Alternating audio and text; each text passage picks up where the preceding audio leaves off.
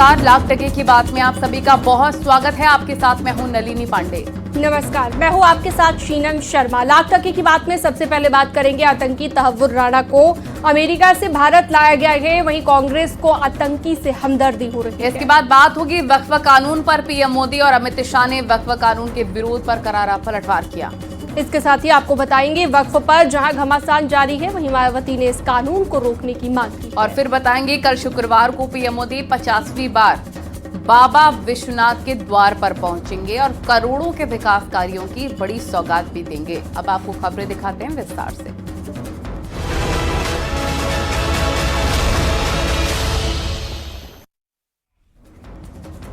मुंबई आतंकी हमलों के मास्टरमाइंड तहव्वुर हुसैन राणा को अमेरिका से प्रत्यर्पण के बाद दिल्ली लाया गया और पालम एयरपोर्ट पर कड़ी सुरक्षा के बीच आतंकी को लेकर आए विमान की लैंडिंग हुई।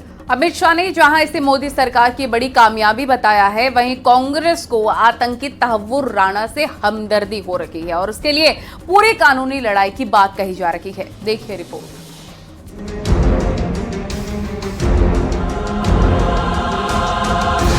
आतंकी तहव्वुर राणा के प्रत्यर्पण पर महाराष्ट्र के पूर्व मुख्यमंत्री पृथ्वीराज चौहान की हमदर्दी सामने आई है। पृथ्वीराज चौहान का कहना है कि तहव्वुर राणा को भी कसाब की तरह कोर्ट के सामने ट्रायल का पूरा मौका मिलना चाहिए। 8-9 के बाद जब ये हादसा हुआ था, उसके बाद जांच करके इन दोनों के नाम दिए थे कि ये मास्टरमाइंड है, ये कंट्रोल रूम चला रहे थे। तो जिस तरह से, जिस स्टैंडर्ड से अजमल कसाब का ट्रायल हुआ था, उसी स्टैंडर्ड के साथ भारत के कानून के अनुसार उसका ट्रायल हो। हमारी जो इनकम्प्लीट काम है कि हेडली को भी लाया जाए। वहीं आतंकी तहव्वुर राणा के प्रत्यर्पण को गृह मंत्री अमित शाह ने मोदी सरकार की कूटनीतिक जीत बताया। पहले की सरकारों पर निशाना साधते हुए अमित शाह ने कहा कि जिनके समय ये घटना हुई वो उसे नहीं ला पाए। राणा की यहाँ वापिस आना ये मोदी सरकार की कूटनीति का बहुत बड़ी सफलता है जी।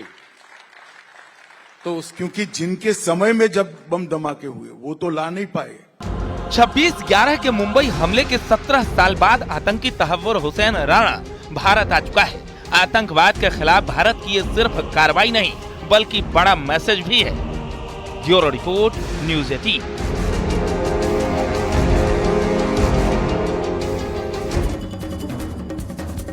और वक्फ कानून पूरे देश में 8 अप्रैल को लागू हो चुका है, लेकिन वक्फ के खिलाफ विपक्ष का विरोध थमने का नाम नहीं ले रहा है। ममता बनर्जी ने तो पश्चिम बंगाल में वक्फ कानून लागू न करने की बात भी कह दी है। वहीं पीएम मोदी और अमित शाह ने वक्फ कानून का विरोध कर रहे विपक्ष पर करारा प्रहार किया। देश के बंटवारे से लेकर तुष्टीकरण की सियासत तक का आरोप लगाया गया। इसी को लेकर घमासान जारी है। एक रिपोर्ट आपको दिखाते हैं।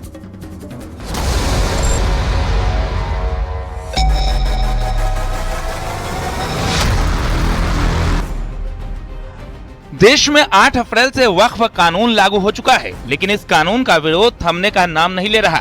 जम्मू कश्मीर और पश्चिम बंगाल जैसे गैर बीजेपी शासित राज्यों में इस कानून का जमकर विरोध हो रहा है। संविधान पर हुए इस हमले का विरोध भी हम लोग संवैधानिक रूप से और जिम्मेदारी से करेंगे। किसी भी कमजोर को अकेला नहीं छोड़ेंगे। हर कमजोर भाई का अपना हाथ पकड़ के उसके साथ खड़े रहेंगे।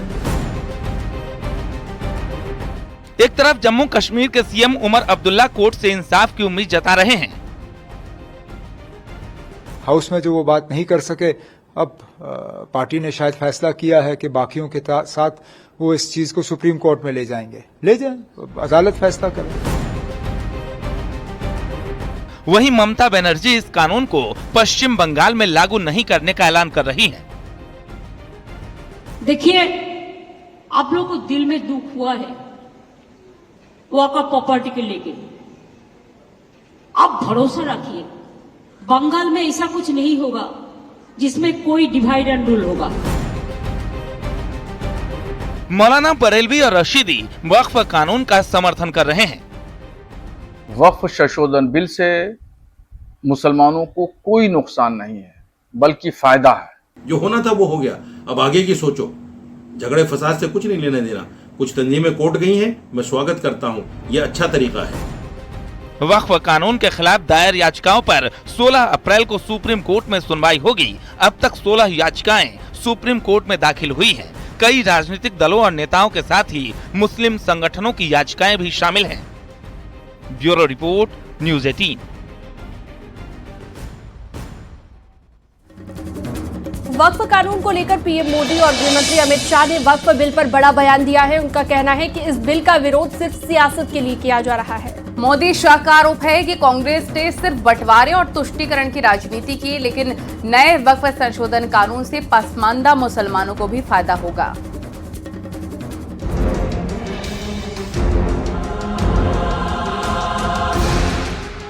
वक्फ कानून को लेकर सियासी बयानबाजी जारी है। राइजिंग भारत के मंच पर पीएम मोदी ने साफ किया कि वक्फ के विरोध में तुष्टीकरण की राजनीति है। ये जो वक्फ से जुड़ी डिबेट है, इसके मूल में तुष्टीकरण की राजनीति है, पॉलिटिक्स ऑफ अपीजमेंट है। ये तुष्टीकरण की राजनीति कोई नई नहीं है। इसका बीज हमारे स्वतंत्रता संग्राम के समय ही बो दिया गया था। वहीं केंद्रीय गृह मंत्री अमित शाह ने कहा कि वक्फ कानून गरीब पसमानदा मुस्लिम के हक को सुरक्षित करता है। वक्फ पर संसद में राहुल प्रियंका के अपनी बात नहीं रखने पर निशाना साधा। 2013 के कानून में आपने ऐसी व्यवस्था करी जो न्यायपूर्ण नहीं थी। किसी की भी भूमि को आपने वक्फ घोषित कर दिया, चाहे भूमि हिंदू की थी, पूरे के पूरे गांव वक्फ घोषित हो गए जिसमें लोग रह रहे हैं। कहीं मंदिर 1500 साल पुराने मंदिर वक्फ घोषित हो गए जहां पूजन अर्चन होता है। इस तरह से कैसे चल सकता है? वक्फ कानून को लेकर विपक्ष के विरोध पर पीएम मोदी और अमित शाह ने इसे तुष्टीकरण की राजनीति बताया है। Bureau report, news 18।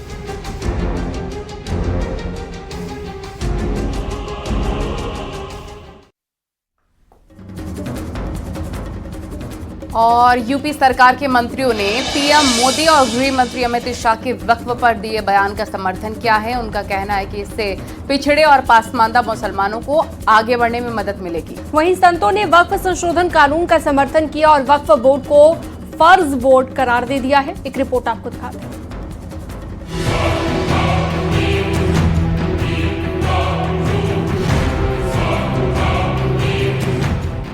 वक्फ कानून को लेकर पीएम मोदी और अमित शाह ने जहां विपक्ष पर बड़ा हमला बोला है, वहीं यूपी सरकार में मंत्री और तमाम बीजेपी नेता ने भी कांग्रेस पर हमला किया है।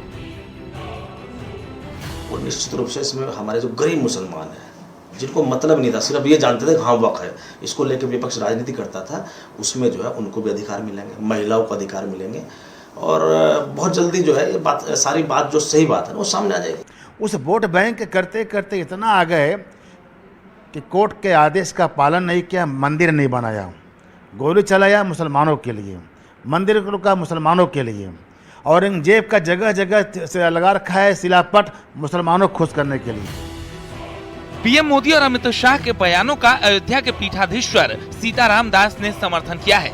उन्होंने वक्फ बोर्ड को फर्जी बोर्ड करार दिया। इसमें जिन्ना भी थे और देश का विभाजन कर दिया। देश का विभाजन धर्म के आधार पर हुआ था, ना कि क्षेत्रवाद के लिए। धर्म के आधार पर भारत का विभाजन करके पाकिस्तान बनाया गया। उसके बाद भारत में रह रहे मुसलमान तो अवैध हो गए ना।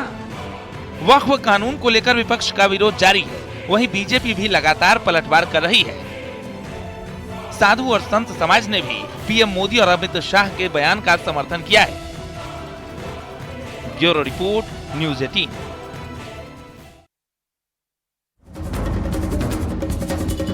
मायावती ने प्रेस कॉन्फ्रेंस कर कांग्रेस पर हमला बोला। उन्होंने कहा कि विपक्षी दल बीएसपी के खिलाफ साजिश रच रहा है। वहीं वक्फ कानून पर कहा कि वक्फ बोर्ड ने नॉन मुस्लिम सदस्य रखना ठीक नहीं है। मायावती ने केंद्र सरकार से वक्फ कानून को स्थगित करने की मांग की है।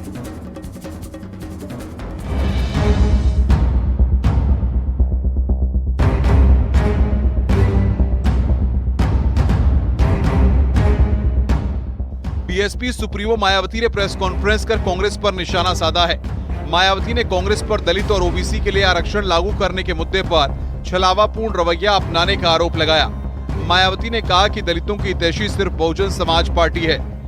कांग्रेस, बीजेपी व अन्य जातिवादी पार्टियां खासकर बाबा साहब के जन्मदिन के मौके पर उनके अनुयायियों के वोटों को लुभाने के लिए जो किस्म किस्म के हथकंडे इस्तेमाल कर रही हैं। मायावती ने वक्फ कानून को लेकर भी निशाना साधा है। मायावती ने कहा कि वक्फ बोर्ड में नॉन मुस्लिम सदस्य रखना ठीक नहीं है। वक्फ कानून को स्थगित करना बीएसपी ने मांग की है। वक्फ कानून के तहत राज्य वक्फ बोर्डों में जो नॉन मुस्लिम को रखने का नया प्रावधान किया गया है, वह भी प्रथम दृष्टया अनुचित प्रतीत होता है, जिसका मुस्लिम समाज में भारी विरोध भी है। इसी प्रकार के अन्य नए विवादित प्रावधानों के सुधार को भी लेकर केंद्र सरकार अगर वक्फ कानून को फिलहाल स्थगित करते हुए उस पर समुचित पुनर्विचार करती है तो ये बेहतर होगा। मायावती ने पीसी में कांग्रेस पर हमला कर कहा कि विपक्षी दल बीएसपी के खिलाफ साजिश रच रहे हैं, लेकिन बीएसपी बाबा साहेब के बताए रास्ते पर चल रही है। न्यूज़ 18 के लिए ब्यूरो रिपोर्ट। और पीएम मोदी शुक्रवार को काशी के दौरे पर रहेंगे। पीएम मोदी वाराणसी में 3,880 करोड़ रुपए से ज्यादा के विकास कार्यों की बड़ी सौगात देंगे। अपने काशी दौरे को लेकर पीएम मोदी ने सोशल मीडिया पर पोस्ट किया है। बाबा विश्वनाथ के आशीर्वाद से हमेशा वाराणसी में विकास कार्यों को नई प्रगति देने की प्रेरणा मिलती है। एक रिपोर्ट भी आपको दिखाते हैं।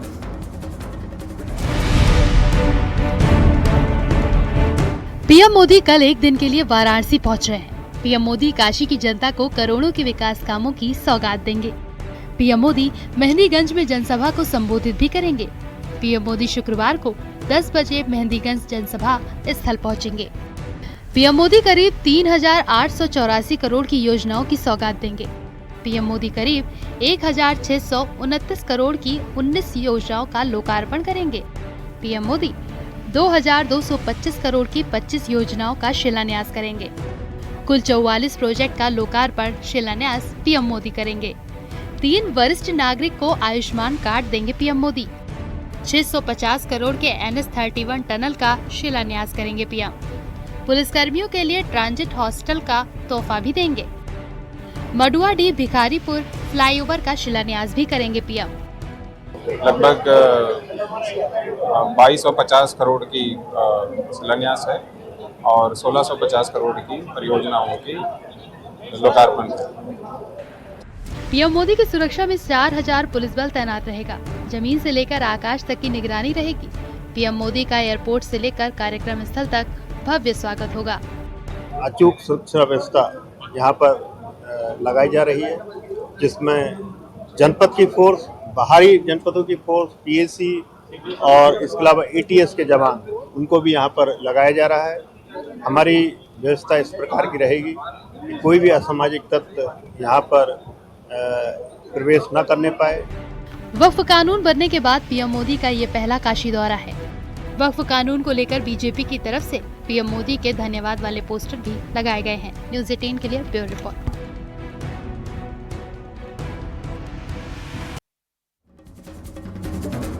महाकुंभ मेले के बाद वायरल हुई हर्षा रिछारिया आज वृंदावन में पहुंची और श्री बांके बिहारी मंदिर में पूजा अर्चना की। हर्षा रिछारिया ने बताया वो 14 अप्रैल से सनातनी युवा पदयात्रा निकालने जा रही हैं, जिसकी शुरुआत वृंदावन से होगी और 21 अप्रैल को कल्की धाम संबल में समापन होगा। देखिए रिपोर्ट।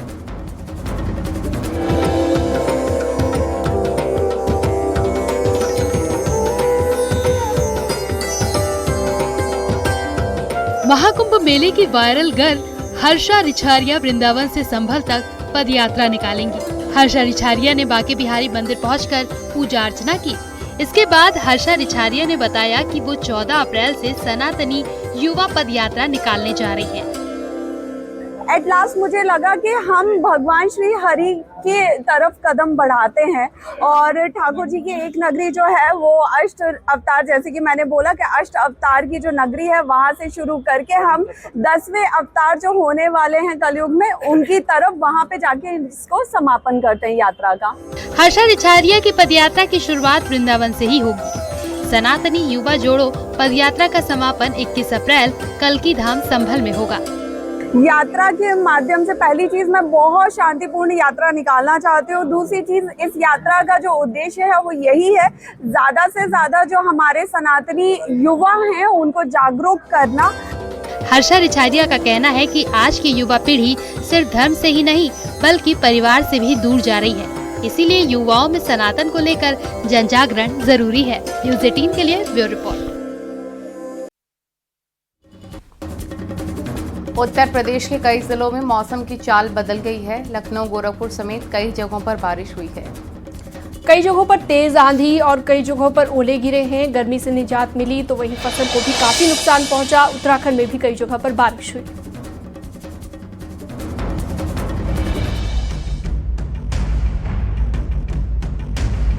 बहराइच में मौसम पूरी तरह बदल गया। तेज हवाओं के साथ ओले गिरे। ओले गिरने से 3 लोग जान बचाकर भागते हुए दिखे। लखीमपुर खीरी में तेज आंधी के साथ जोरदार बारिश हुई और कई जगह ओले गिरे, जिससे फसलों को भारी नुकसान हुआ। इटावा में बारिश होने से तापमान में गिरावट आई, जिससे लोगों को पिछले 4 दिनों से हो रही भीषण गर्मी से राहत मिली। राजधानी लखनऊ में मौसम का मिजाज बदला है। बारिश होने से तपता पारा नीचे आया है। तपिश से लोगों को कुछ निजात जरूर मिली है। कानपुर में भीषण गर्मी के बाद मौसम ने करवट ली। सुबह तेज आंधी के साथ झमाझम बारिश हुई। बारिश होने से लोगों को उमस भरी गर्मी से राहत मिली। इस दौरान विजिबिलिटी भी कम हो गई। देवरिया में देर रात से रुक रुक कर बारिश हुई। बिजली चमकने के साथ साथ तेज हवाएं चली। गोरखपुर में भी रुक रुक कर हल्की बारिश हुई। बादल गरजने के साथ हवाएं भी चली, लेकिन खेतों में गेहूं की फसल खड़ी है, जिससे किसान चिंता में हैं। संत कबीर नगर में भी मौसम की चाल बदल गई। कई जगहों पर बारिश हुई। प्रतापगढ़ में आसमान में बादल छा गए, जिसके बाद रुक रुक कर बरसात हुई। तेज हवाएं भी चली। हरदोई में तेज हवाओं और बारिश से मौसम का मिजाज बदला। बेमौसम बारिश से जहां पारा नीचे आया, लेकिन फसलों पर संकट मंडराने लगा है। बुधवार शाम से उत्तराखंड में कई जगहों पर अचानक मौसम बदला और तेज हवा के साथ बारिश हुई। गंगोत्री हाईवे पर मनेरी के पास पहाड़ी से 2 जगह मलबे के साथ पत्थर गिरने लगे। यात्रियों ने भागकर अपनी जान बचाई। चमोली में बिन मौसम हुई बारिश एक बार फिर से लोगों के लिए आफत बन गई। थराली में बुधवार शाम को हुई बारिश से कई जगहों पर सड़क पर मलबा आ गया। अल्मोड़ा और बागेश्वर में भी तेज हवा के साथ बारिश हुई। बागेश्वर शहर में बारिश हुई, जबकि अल्मोड़ा में भारी ओले गिरे, जिससे किसानों की फसलों को खासा नुकसान हुआ। Bureau report, news 18।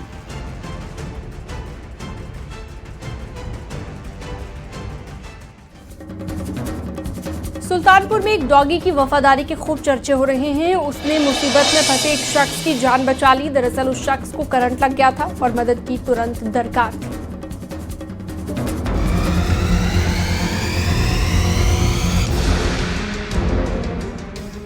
आए दिन सड़क पर कुत्तों के हमले की घटनाएं आम हो गई हैं, लेकिन वफादारी की जब बात आती है तो कुत्ते का नाम सबसे पहले जुबान पर आता है। कुत्ते की वफादारी के तमाम किस्सों में सुल्तानपुर के डॉगी की भी कहानी जुड़ गई है। इस कुत्ते ने वफादारी की मिसाल कायम करते हुए नगर पंचायत कर्मी की जान बचाई है। घटना मंगलवार रात की है, जब विपिन यादव जलकल कंपाउंड में थे। वो अपने आवास के सामने टंकी के पास फूलों की क्यारी में पानी डाल रहे थे, लेकिन तभी वो अचानक करंट की चपेट में आ गए। दीवार की ग्रिल में करंट दौड़ रहा था। इसी दौरान वे दीवार की ग्रिल से चिपक गए। वहीं पर ट्रांसफर से बिजली की लाइन जोड़ी गई थी। इसी वजह से विपिन को करंट लग गया। इसी बीच पंप ऑपरेटर का कुत्ता वहां पहुंच गया। उसने विपिन को दीवार से चिपका देखा तो उनके पैर को छूने की कोशिश की। इस दौरान डॉगी को भी करंट का झटका लगा। इस झटके से विपिन क्यारी में गिर पड़े।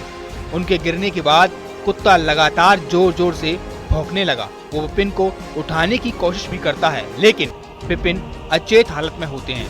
उनकी तरफ से कोई हलचल नहीं होती। कुत्ते की भौंकने की आवाज सुनकर पंप ऑपरेटर सुनील कुमार वहां पहुंचे। वहां पर जो देखा उसे देखकर दंग रह गए। बाद में उसने विपिन को क्यारी से किसी तरह बाहर निकाला। दूसरे कर्मचारियों को भी घटना की जानकारी मिली। आनन फानन में विपिन को सामुदायिक स्वास्थ्य केंद्र दोस्तपुर ले जाया गया। इलाज के बाद उन्हें होश आया, जहां उनकी हालत खतरे से बाहर है। डॉक्टरों ने उन्हें आराम करने की सलाह दी है। इस तरह कुत्ते की वफादारी से एक जान बच गई। अगर वो वक्त पर नहीं पहुंचता तो कोई अनहोनी हो सकती थी। सुल्तानपुर से न्यूज़ 18 के लिए अजीत गिरी की रिपोर्ट।